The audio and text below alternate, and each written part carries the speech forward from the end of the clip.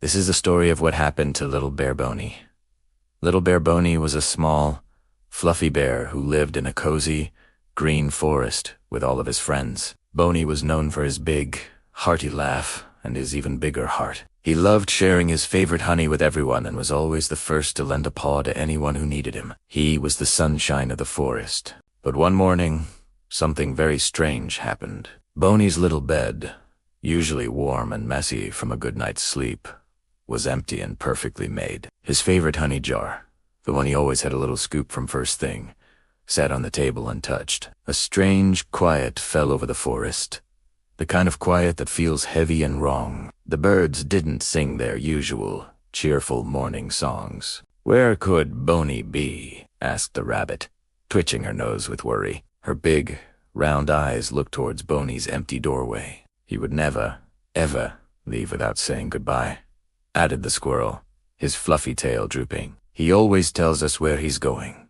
even if it's just to the berry patch." The deer, the fox, and all the other animals gathered, their faces full of concern. They all agreed Boni was missing, and they had to find him. So, the great search for Little Bear Boni began. They formed little search parties and spread out across the forest. They looked near the sparkling river where Boni loved to watch the fish swim. They checked behind the tall, ancient trees where they often played hide and seek. They even climbed all the way to the highest hill, the one that offered a view of the entire forest, hoping to spot his fluffy brown fur somewhere below. But there was no sign of him. As they searched, each animal started sharing memories of Boni. The rabbit remembered the time she couldn't find enough carrots, and Boni showed up with a jar of his sweetest honey, just to cheer her up. The squirrel recalled falling from a branch, and how Boni had made a soft pile of leaves for him to land on. The old owl remembered how Boni would sit with him for hours, just listening to his long stories when no one else had the patience. Boni wasn't just a friend. He was the heart of their community. He was kind, he was a good listener, and he made everyone feel important. The thought of him being lost and alone was unbearable. The sun began to set, casting long shadows through the trees, and the animals started to feel hopeless. Just as they were about to give up for the night, Teilhard Italiano, a very soft, weak voice, carried on the evening breeze. "Help, please." It was faint, but it was there. They all froze. Their ears perked. They followed the sound, pushing through thick bushes and tangled vines, and there, behind a large fern, they found him. It was Boni. He looked tired and a little scratched up, but he was safe. Boni.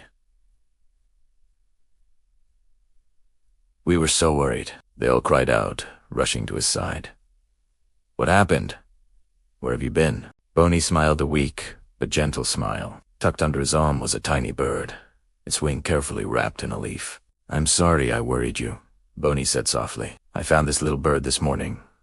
Its wing was hurt, and it couldn't fly. I was trying to help it find its way back to its nest, but I got a bit turned around and lost my way." The animals all looked at each other, their hearts filled with relief and a deep sense of love for their friend. Of course, even when he was lost, Boni was still helping someone else. "We're just so glad you're okay," the rabbit said, giving him a gentle hug.